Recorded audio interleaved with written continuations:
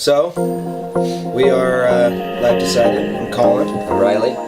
LD is what we do. We decide life. It's not just what we do, it's who we are. Oh, that's deep. Yeah. That's another whole nother LD Write life. that down. No, I'm just kidding. No, yeah. We decide life and we try and spread that love.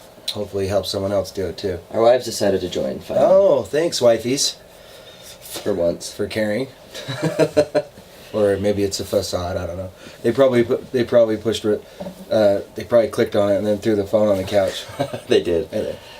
No, we guilted them into listening this time finally, so that's good. We love them though. So tonight's topic, I have it tonight, and it is. I kind of gave it it doesn't. I mean, we don't necessarily give them titles, but if I had to, it would be emotions versus feelings. And I'll get into what I mean by that here in a minute. But I just want to talk about how we react in situations that can be that can put a load on us. Whether it's anything from a business meeting, a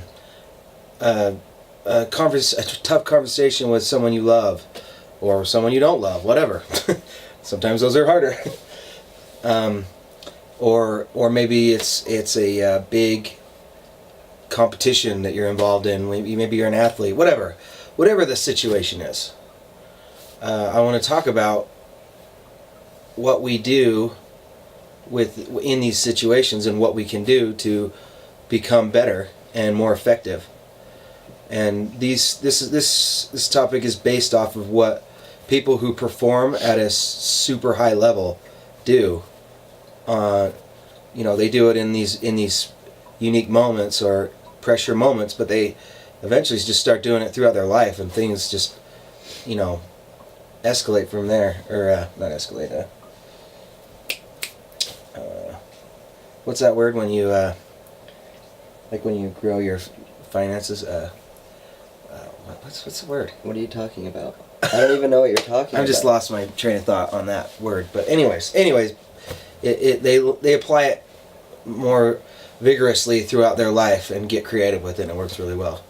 And I think it's pretty much everybody does it that's at a super high level. So the first thing I want to talk about, and what are they doing? What I'm talking about? It's determining your feelings. That's it.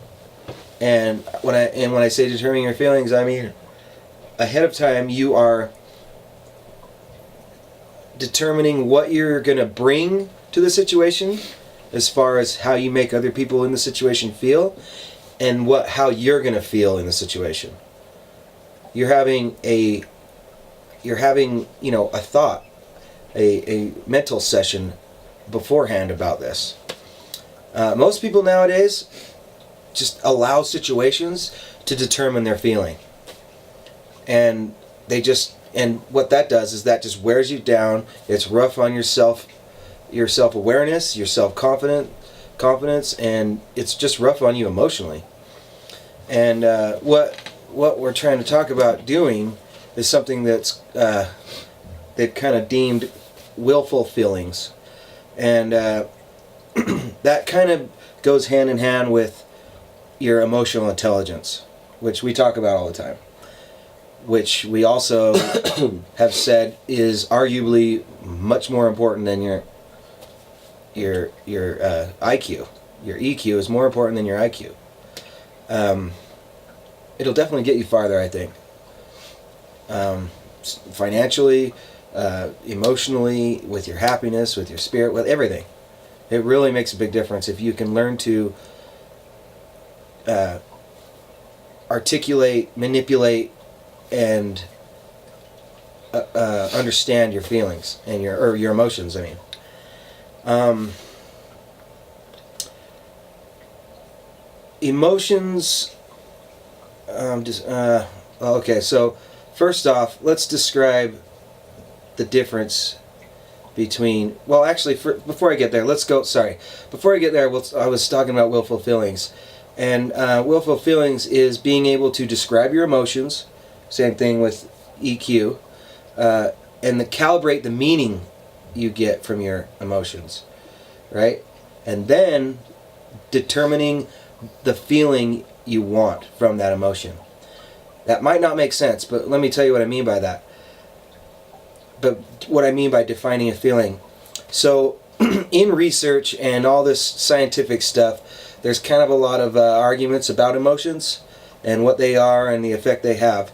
But there's one thing that people don't, that everybody agrees on. There is a difference between emotions and feelings. Okay? Emotions are instinctive. They are how we react to a situation based off of past situations that, your mind can correlate somehow or, compare to. Feelings is the mental portrayal of that emotion or how we interpret the emotion. Okay, so that's the difference. And there is a difference. That's one thing that everybody agrees on. And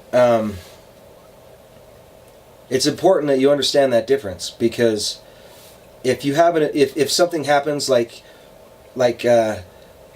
you go into a meeting and some people in there start arguing, your emotions are going to start flaring, your heart's going to start beating, and you're going to start sensing emotions like maybe you're angry too, or maybe you're scared, or maybe you're feeling defensive, or whatever.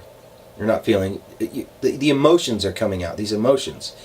And how you let yourself feel about those emotions is how you're going to how you determine who you're going to be in these situations.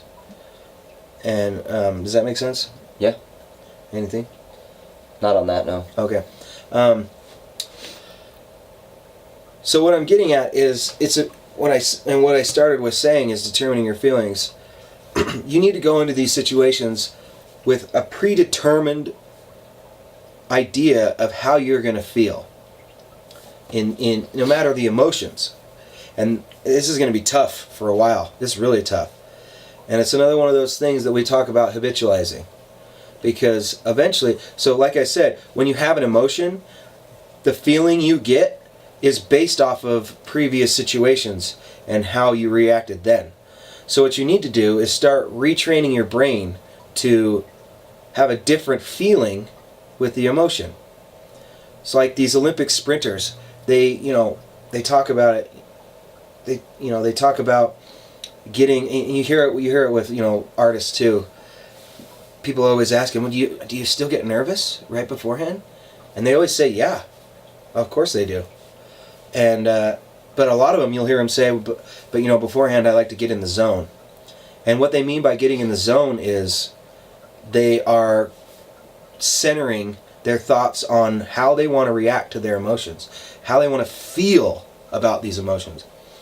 Yeah, you come up to the line, you're about to run an Olympic race, you're probably a little bit scared. But that doesn't mean you run away. That doesn't mean you let fear take you and make you slow.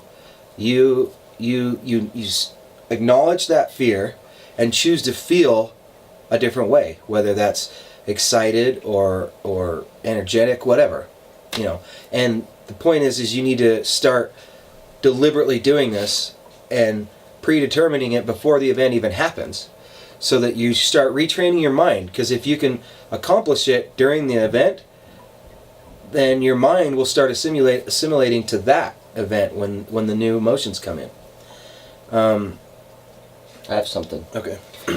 There's been some studies on people that do public speaking, and if someone gets up and before they begin, they say, "Oh man, there's a lot of people in here.